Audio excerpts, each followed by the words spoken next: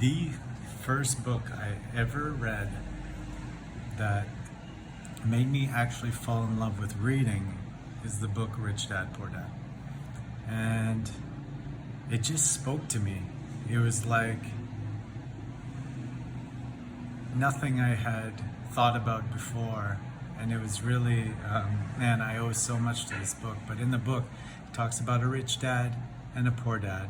And it just talks about their mindsets and how the poor dad was always thinking about getting a job, going to school, getting a job, getting hired, working up the ladder kind of deal.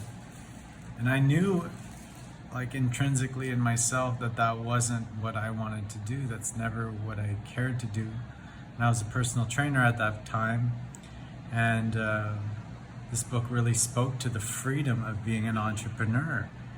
And I remember a key message in it saying that, that human beings, we learn by failing. We learn to walk by stumbling and falling, and basically everything we do, we learn through failing. Yet in school, we are trained not to fail, and failure being such a bad thing, and that we have to aim for always perfection, and we're graded based on that. So making mistakes isn't encouraged, it's something that's demonized. And in this book, he really talks about just getting out there. Really, when I look back at it now, it was really giving the values of the entrepreneur, like courage and persistence and not giving up. Saying that winners aren't afraid of losing, but losers are. So just instilled a lot of persistence, a lot of courage, a lot of not giving up. And really, it was reflected in my life because my dad, I have a father and a stepfather, and one was an entrepreneur and one worked for somebody else.